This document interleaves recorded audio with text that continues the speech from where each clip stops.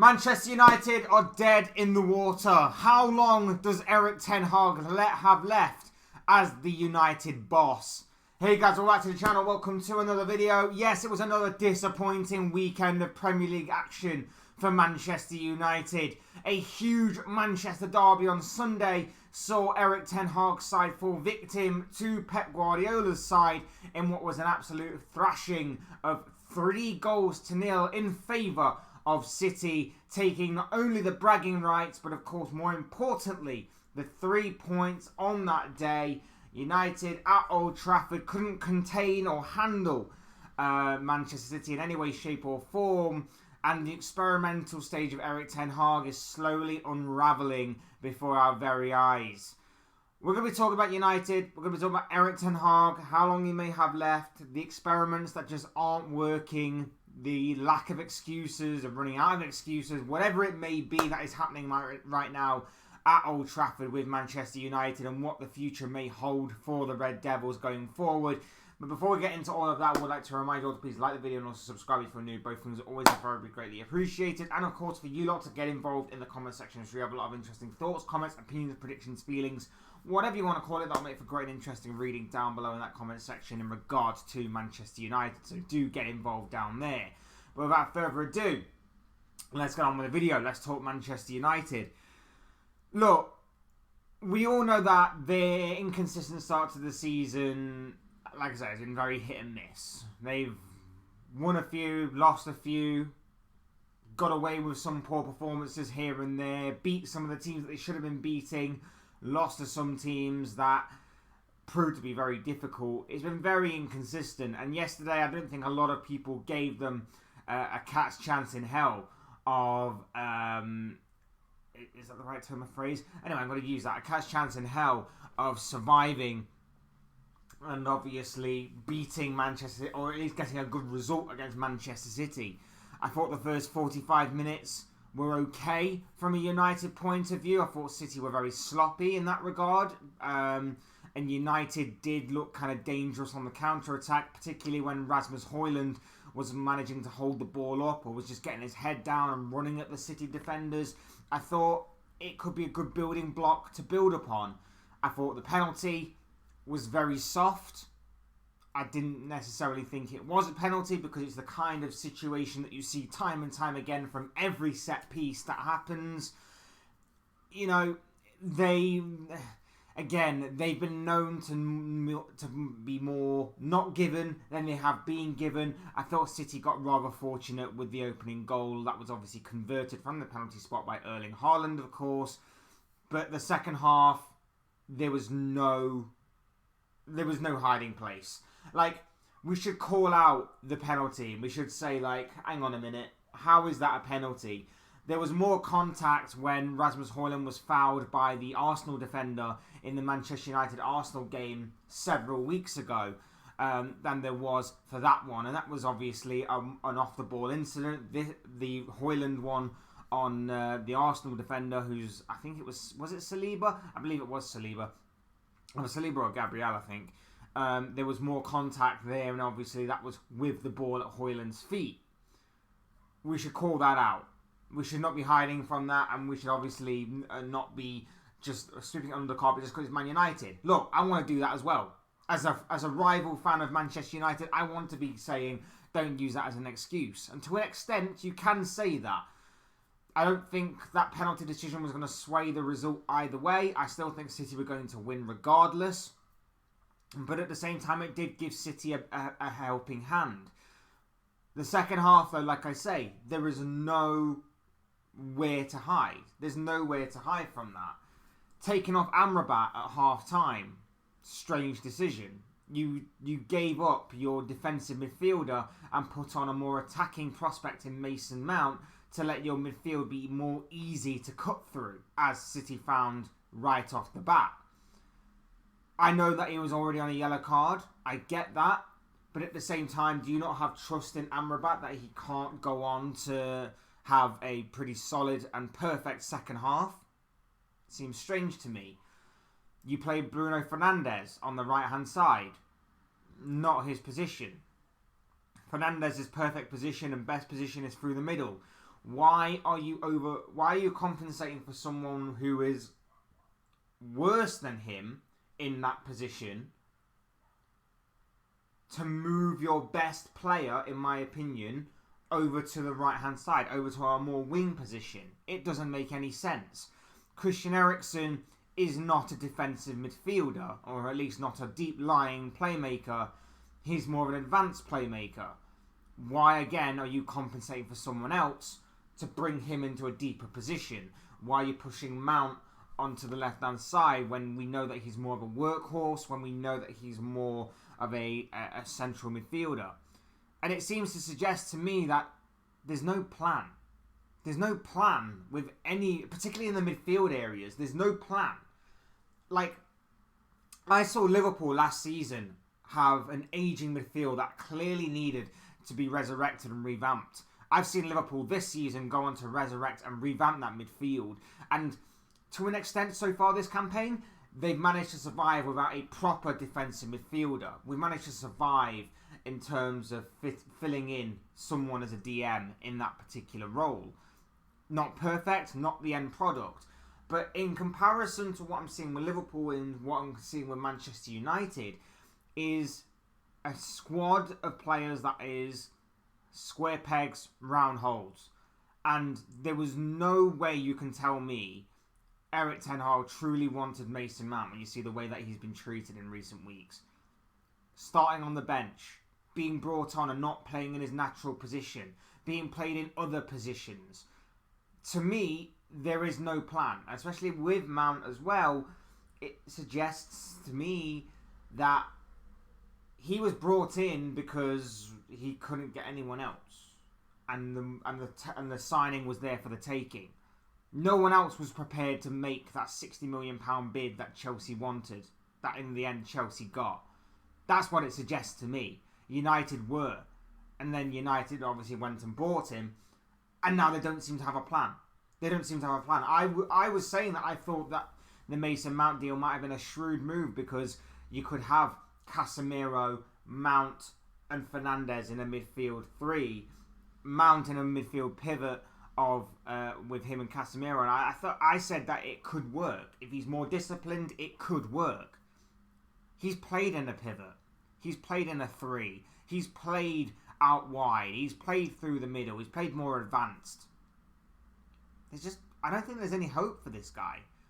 Playing Casemiro deep in a game in which he's meant to run and he's meant to cover and he's meant to block passing lanes.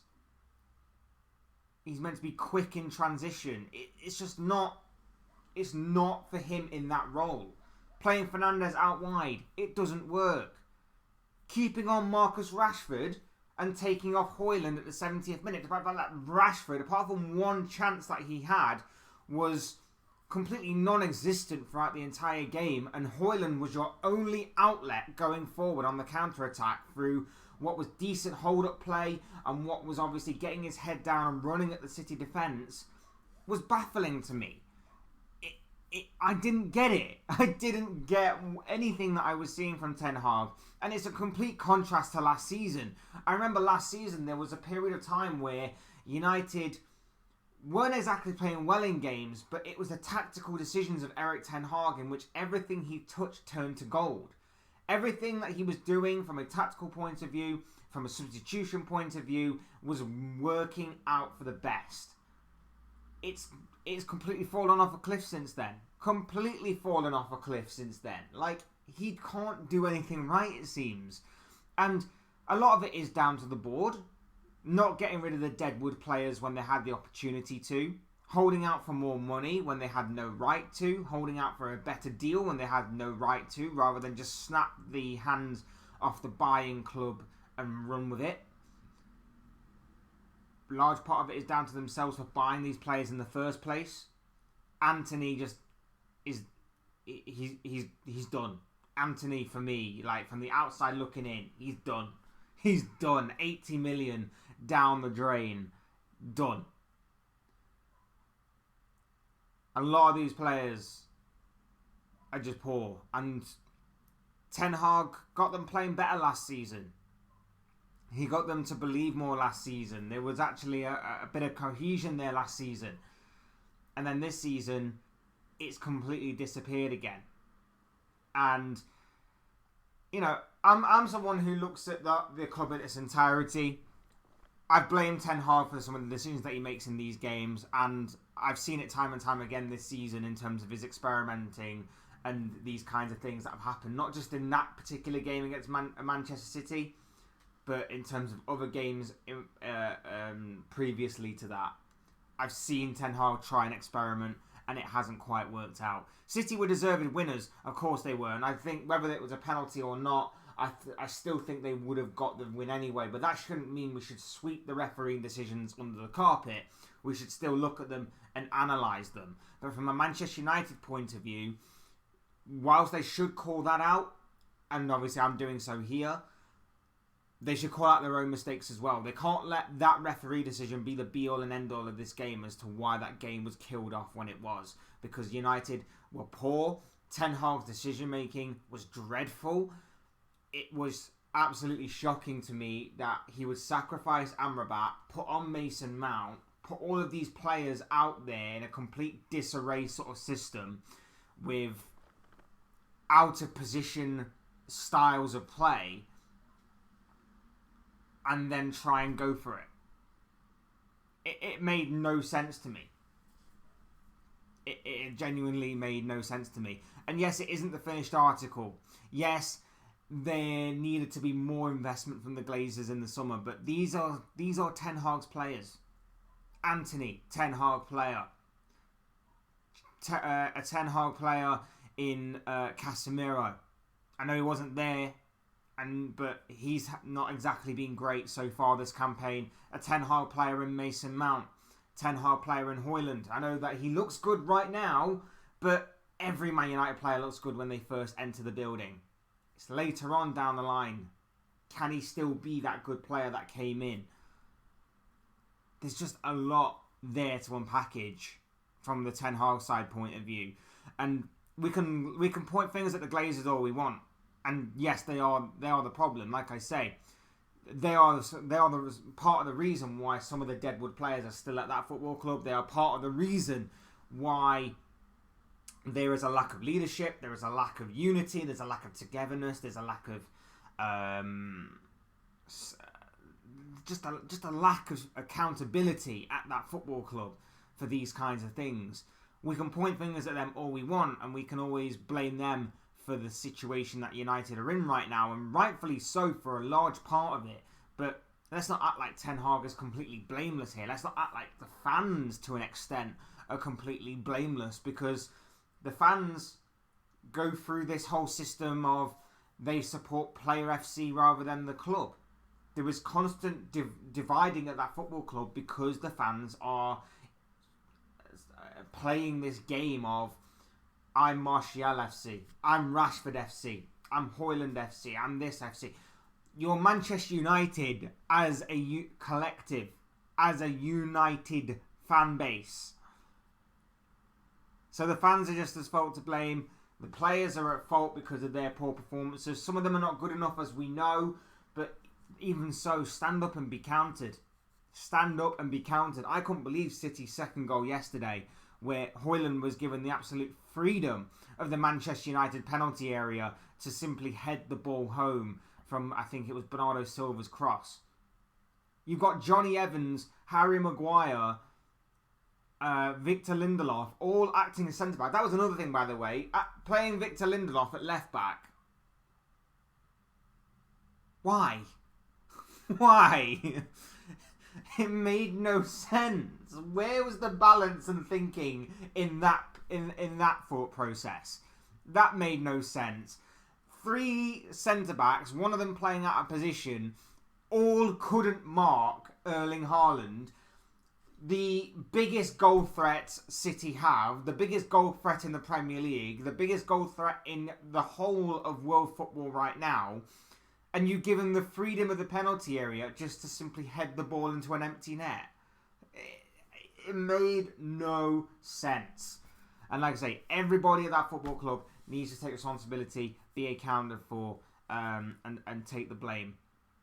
Ten Hag tried to spin it afterwards as if it was a good performance overall, but it just didn't happen. It just didn't click, whatever the thought may be.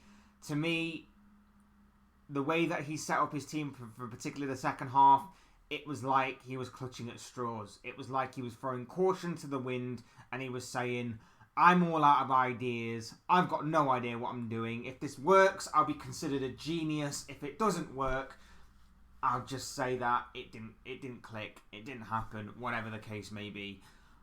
I don't understand what was going through his mind. I don't understand why he has to play Bruno Fernandes. I think their best player out of position. Whether he deserves to be captain or not is potentially another matter. I personally wouldn't say he's captain material, and personally I wouldn't like him as my captain. But at the same time, I can somewhat understand why he's being given the captaincy. Again, I know that obviously Roy Keane, Gary Neville and Jamie Carragher discussed that after the game, and I know that they weren't exactly too happy about that decision either. But for me, that's another matter for another day. Playing Fernandes out of position is still wrong. Amrabat taking off is wrong. McTominay dropping deeper is wrong. Oh, look, he scored a few goals and has scored a few match winners on both club and international duty. Great. He's still not good enough. Anthony, not good enough. Rashford, purple patch merchant. When he's on form, he's unstoppable. When he's like this, he's dreadful. Purple patch merchant. Højlund, I like him. I think he's got all the makings of one day being a complete all-round striker. But he will drop into mediocrity the longer that he surrounds himself with these types of players in this kind of environment. Mason Mount, no plan. No plan, Mason Mount. No future, nothing with Mason Mount. Amrabat, gotta be thinking, why has he come here, man? Has to be, surely. A club in disarray and chaos, and a manager who basically didn't have the trust in him to see out the rest of the second half, and played Scott McTominay there over him. A back four that consists of Victor Lindelof in an unnatural position, Harry Maguire and Johnny Evans.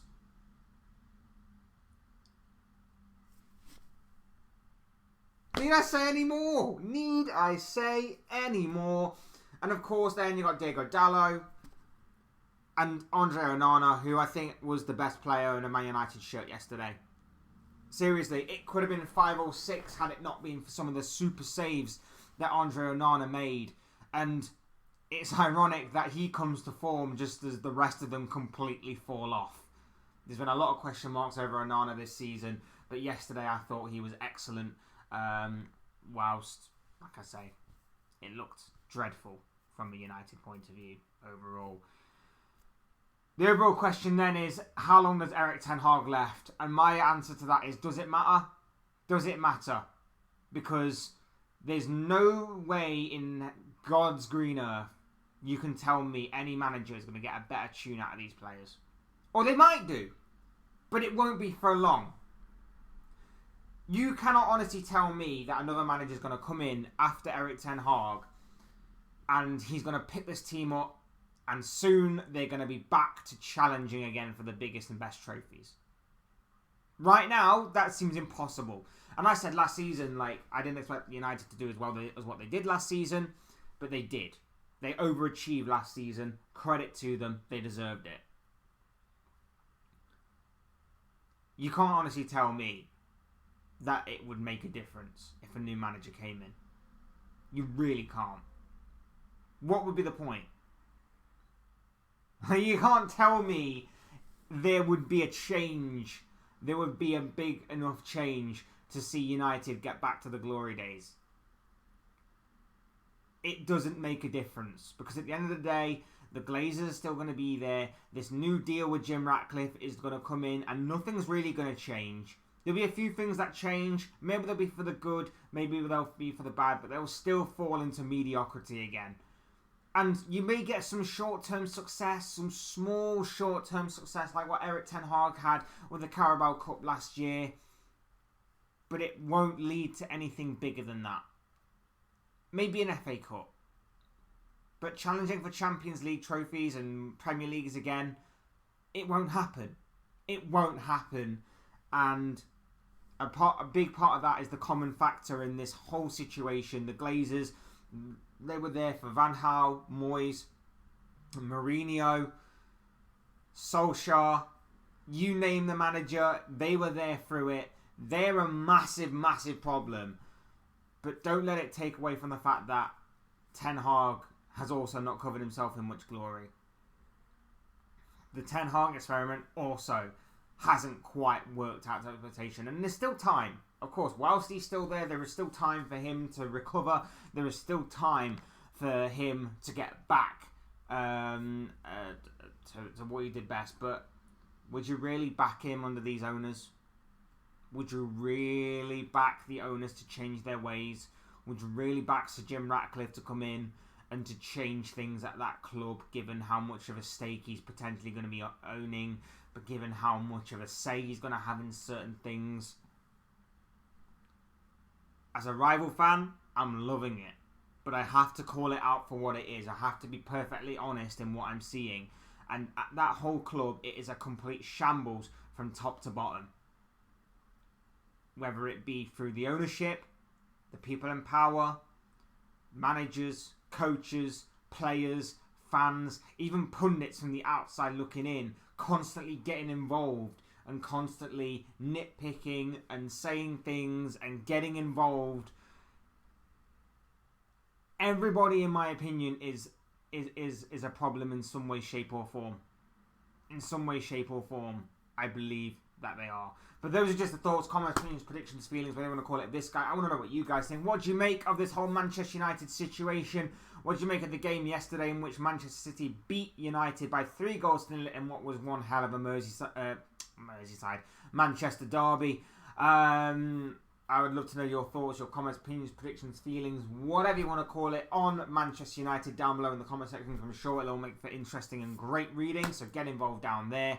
Otherwise, hit the like button on the way if you enjoyed the video, subscribe if you're new, want to see more content like this. Both things are always very greatly appreciated. And as always, thank you all so much for watching and listening. I've been Fletch, this has been another Fletch Talks video, and I will see you all again soon in another video, or live stream, or whatever it may be. Cheers guys, have a good one, take care, see you and speak to you all in a bit.